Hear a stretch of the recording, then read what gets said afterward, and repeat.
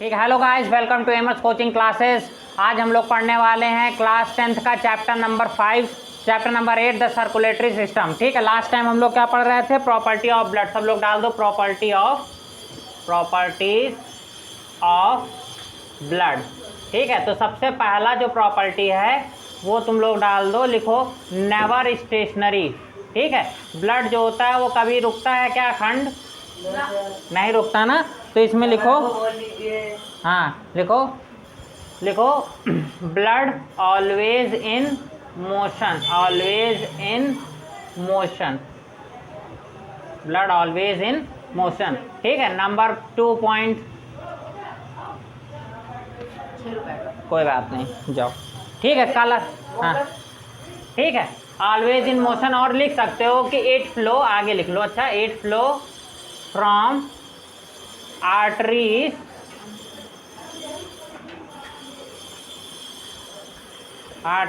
To vein. ठीक है, arteries से कहाँ बहता रहता है? ये वेन में बहता रहता है। ठीक है, आगे लिखो, यहाँ पे ए लगा लेना। अब पॉइंट नंबर 2, कलर। तो इसका कलर कैसा होता है? चल इसी का ब्राइट रेड। कैसा होता है? Bright red. स्पेलिंग कहीं गड़बड़ हो तुरंत हमको बताना। ठीक है, ब्राइट रेड हो गया। अगला टॉपिक है वॉल्यूम की बात करते हैं। ठीक, क्या? ऑलवेज। ठीक है, वॉल्यूम की बात करें तो an average blood in adult human. अगर एडल्ट ह्यूमन में बात करें तो कितना होता है? अबाउट 4.5 लीटर से लेके 4.5 से लेके 6 लीटर तक ये पाया जाता है। ठीक है, आगे चौथा पॉइंट है हम लोग का टेस्ट। टेस्ट इसका कैसा होता है? सॉल्टी। ठीक है, लिख लो कि ये सॉल्टी होता है। इसका टेस्ट थोड़ा सा नमकीन होता है। बहुत इंसान नमक खाता है ना, तो सॉल्टी हो जाता है। ठीक,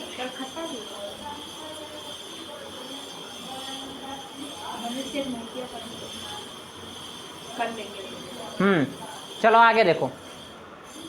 यहाँ पर इसके पीएच वैल्यू की बात कर लेते हैं। 5th पीएच वैल्यू की बात कर ले तो कितना होता है? 7.4 होता है। तो पीएच वैल्यू इसका 7.4 लिख लो और अगली हेडिंग डाल दो, लिखो function of blood, function of blood. तो सबसे पहला काम क्या होता है? Transportation of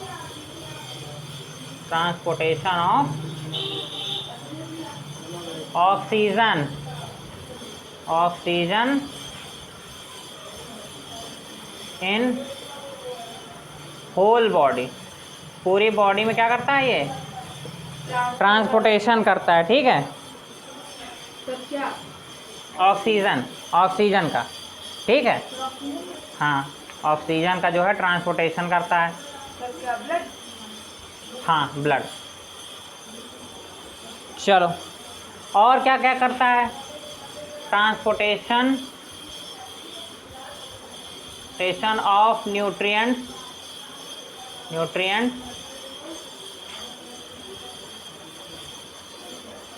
in whole body.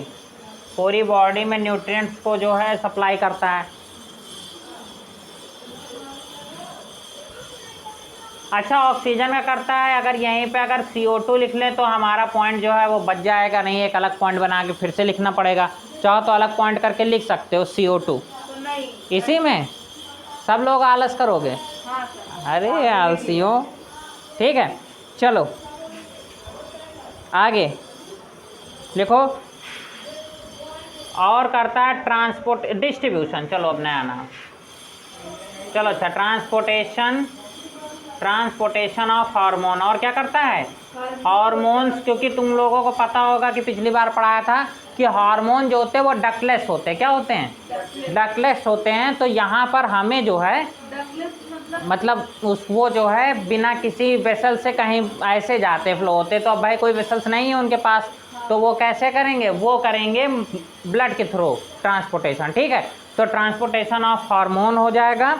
और अगला डाल दो डिस्ट्रीब्यूशन ऑफ हीट। ठीक है, इसके बाद लास्ट डाल दो डिस्ट्रीब्यूशन ऑफ हीट, और हीट का भी जो है डिस्ट्रीब्यूशन पूरी बॉडी में करता है। ठीक है, चलो एक minute.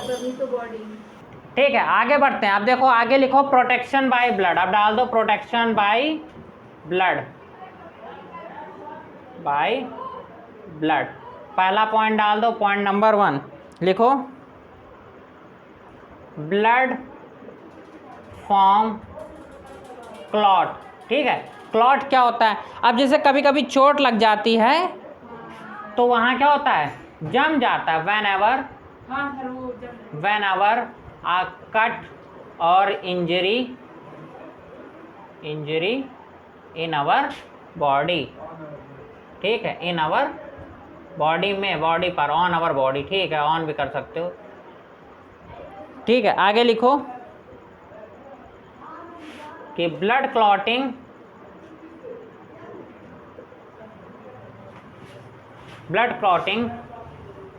Help to prevent our blood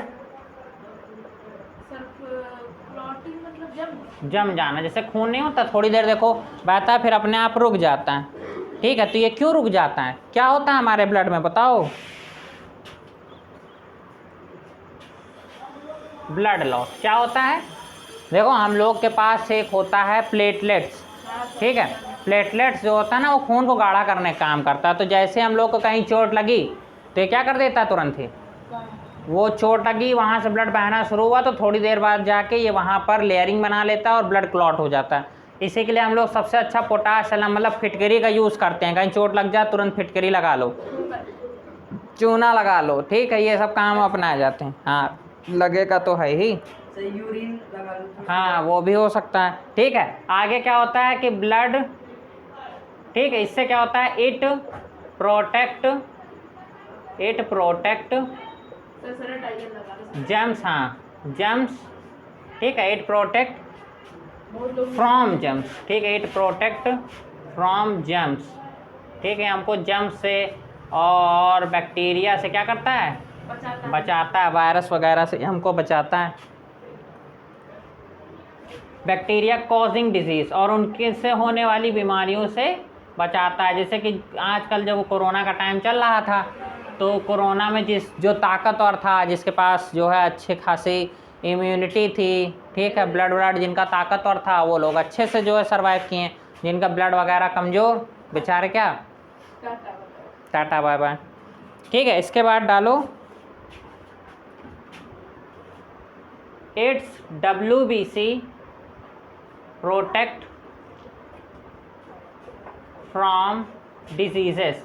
इसमें एक WBC होता है जो क्या करता है, हमको हमारे हाँ क्या करता है, उससे डिजीजेस से बचाता है। ठीक है, फ्रॉम डिजीजेस, या यहाँ पे लिखो इनगल्फिंग बैक्टीरिया। सर हम सुने कि जब रेड ब्लड सेल्स कम हो जाते तो वाइट ब्लड सेल्स काम आता है बैक्टीरिया। नहीं, ब्लड उसका काम अलग है, उसका काम ऑक्सीजन वगैरह, हार्मोन्स वगैरह सप्लाई करने का। ठीक है, 5वां पॉइंट डालो, it produce antitoxin. It produce antitoxin. Antitoxin का मतलब टॉक्सिन जो जहरीला है, तो एंटीटॉक्सिन क्या है, एंड एंटीबॉडीज। तो एंटीटॉक्सिन और एंटीबॉडीज़ के बारे में बता देते हैं कि ये दोनों ही चीज़, कोई टॉक्सिन चीज़ चली गई, कोई जहरीली चीज़ चली गई, तो उसको क्या करता है, ये रोकने का काम करता है, उसको ख़त्म करने का काम। और एंटीबॉडीज़ ही क्या करती हैं, इन बैक्टीरिया है, जम्स है, वायरस है, इनको कौन मारता है, एंटीबॉडीज़ मारता है। ठीक है, चलो अगले हेडिंग डाल दो, लिखो कंपोजिशन ऑफ ब्लड। ब्लड बना किसका होता है, कंपोजिशन ऑफ। ठीक है, तो लिखो पहला RBC, फिर दूसरा डालो WBC, तीसरा डालो प्लेटलेट्स। अरे अभी उसको थोड़ा और उसका स्वागत करते हैं। ठीक है, और चौथा है प्लाज्मा। चारों के नाम डाल दो।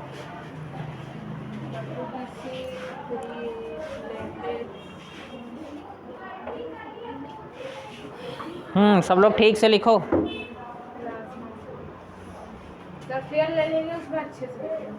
ठीक ठीक है, आगे बढ़ते हैं। ये लोग डाल दो, ये सेलुलर एलिमेंट हैं। सेलुलर एलिमेंट, ठीक है। और ये फ्लूइड है, मतलब ये जो हमारा ब्लड फ्लूइड फॉर्म में, वो किसकी वजह से? प्लाज्मा की वजह से।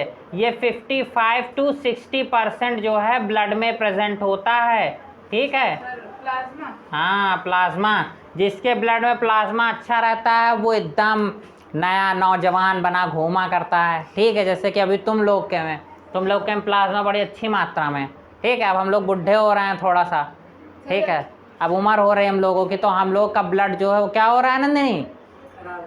पुराना, प्लाज्मा कम हो रहा है, अब हम लोग बूढ़े हो रहे हैं। अच्छा कैसे कर सकते हैं? इसको अच्छा खाओ पियो खूब जितना हो सके।